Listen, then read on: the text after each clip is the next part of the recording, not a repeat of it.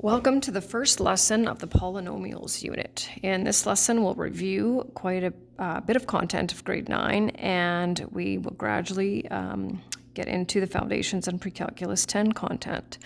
So this first part here is a review, as you can see, of Math 9, when you used algebra tiles when it came to the polynomial unit in that grade. So we're just going to look at these shapes again, and it's possible that they were different colors. But for these ones, we're going to use yellow. Now, the good news about this is that in grade 9, you worked with positive and negative algebra tiles. And in this one, we're only going to use positive ones. So just to recap, this large square measures x by x. X times x is x squared. So this one here, I could also put it in here, is an x squared. This one measures 1 by x. 1 times x is x, and that's an x. And this one measures 1 by 1, and that, of course, is 1. And what's nice about dealing with that in grade 9 is that it really helps students understand why you cannot add x squareds with x's, because, of course, they are not like terms as they are different shapes. So, once again, going back to Math 9, x times x, and we want to not mix that up with x plus x. So when we're multiplying powers with the same base, this is understood to be x to the power of 1. We add the exponents. So x, this is not working well, x times x is x squared. And then when we have something outside of the brackets, we have to make sure to distribute it. So I'm just going to switch to the pencil here. So 3 times n is 3n, and 3 times 2 is 6.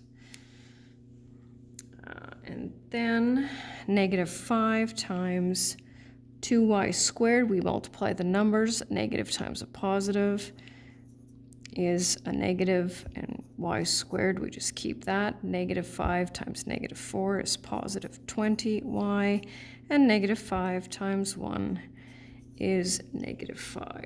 So what I'm going to do here is I'm just going to go back and I'm going to show you what that looks like as a visual representation.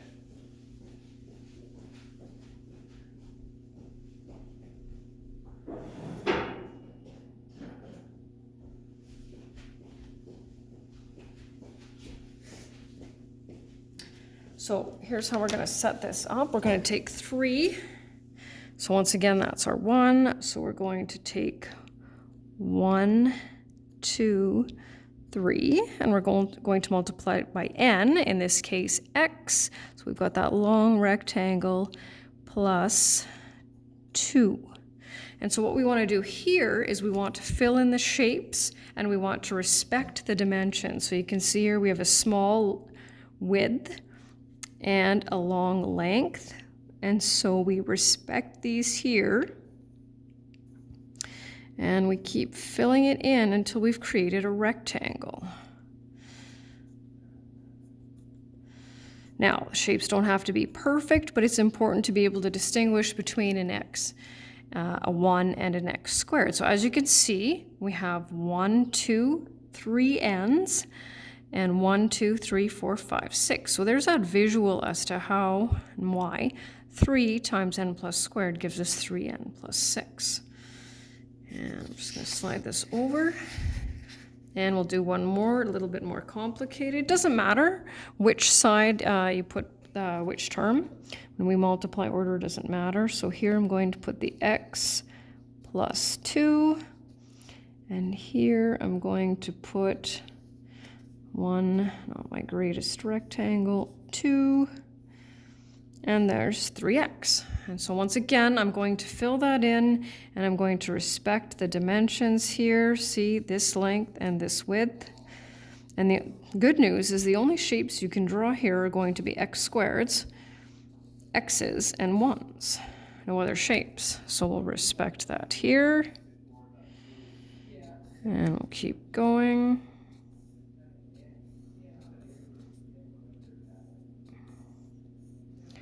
And then our answer to 3x times x plus 2 is, well, here we have an x squared, an x squared, an x squared, and these are all x's, and we'll count them up. 1, 2, 3x squared plus 1, 2, 3, 4, 5, 6 x.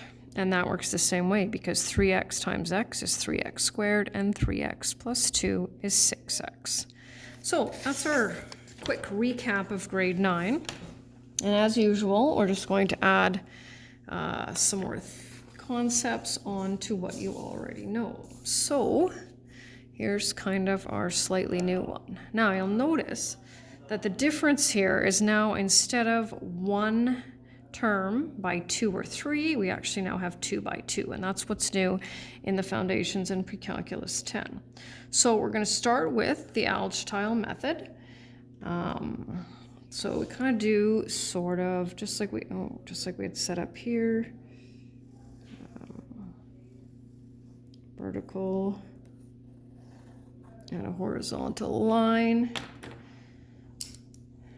just like that. And then we have to pick a side for each one, right? So we're going to choose, let's see, I'm going to do my x plus 1 here. And then I'm going to do my x plus 3. 1, 2, 3. And once again, we're going to complete the rectangle, respecting the dimensions of our x plus 1 and our x plus 1, 2, 3. So it doesn't matter if you work this way or however you work. So we've got this length, this width, and then we have this one here.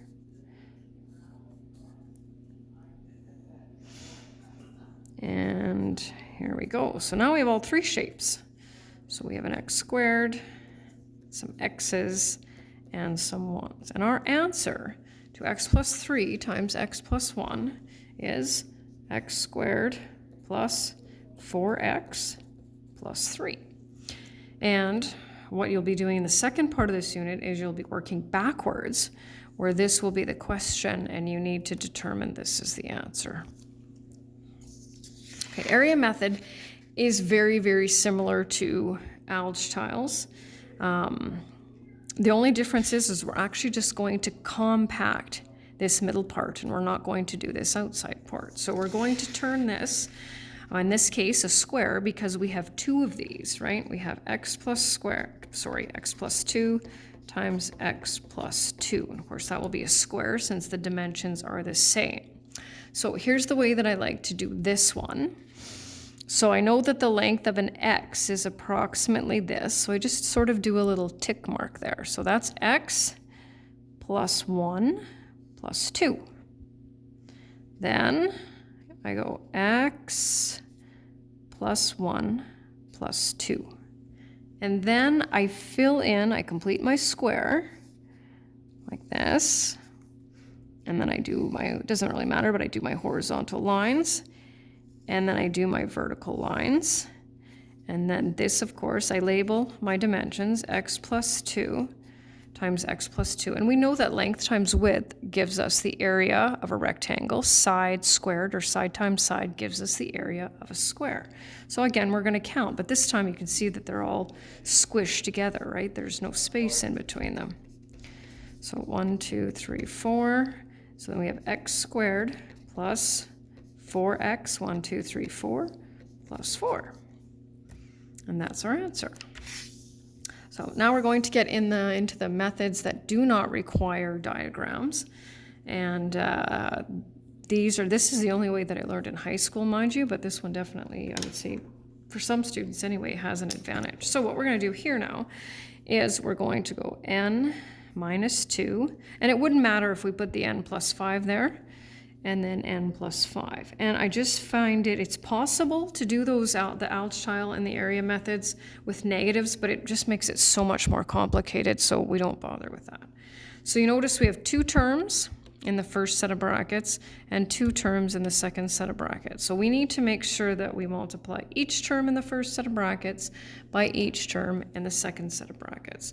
So n times n is n squared, n times 5 is 5n, n times negative 2 is negative 2n, and 5 times negative 2 is negative 10.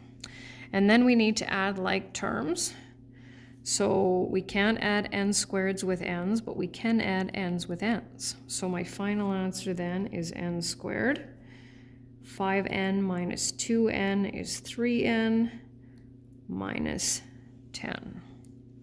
That's my final answer. And for the last method, and like I said before, this is the only way that I remember learning in high school, is a little acronym. So each letter represents one of these 4 multiplications that you need to do. F stands for firsts. So we take the first term in each set of brackets and multiply them together. M times m is m squared. O stands for the outsides. So we look at the 2 terms that are on the outside of the question. And that's m times negative 1, which is negative m or negative 1m. It doesn't really matter. And then our I is going to stand for the insides. Whoops. Insides. So that's plus 7m. And the L stands for the last term in each set of brackets, which are our numbers. 7 times negative 1 is negative 7. And then, of course, we have to add our m's. Now, it doesn't really matter if you actually flip-flop the insides and the outsides, right, because we're still going to add those m's together. But we want our variable squared first, and we want our constant or our number last. So our final answer is m squared plus 6m minus 7. And so that's all of the new content, just a couple of quick practice questions before the assignment. So here you can choose your method, box or foil. And so I guess the advantage perhaps with foil is that you don't actually have to write out the question. The nice thing about the box is it sort of reminds you that you have to do 4 multiplications and kind of has it set up a little bit differently. So I guess it just depends on your opinion. So I'm going to use the foil method. Y times y is y squared. Negative 6 times y is negative 6y. Negative 4 times y is negative 4y. And negative 4 times negative 6 is 24. If you're having some difficulty remembering the integer rules, then by all means use your calculator or add our y's together. Minus 10y plus 24. That's our final answer. And then for this last one, the area method. So that's where I'm going to draw, in this case, a rectangle. So I'm going to start with my x plus, okay, so x plus 1 plus 2 plus 3. And now I have 2x, which is new. So we're going to go 1x, 2x plus 1. Kind of looks a little funny to begin with, and then we're going to complete the rectangle.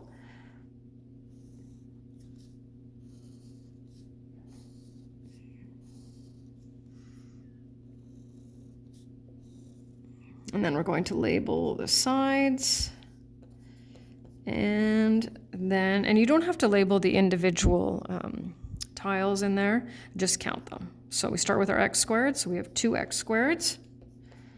And then we have 1, 2, 3, 4, 5, 6, 7 x's, plus 1, 2, 3. And that's the end.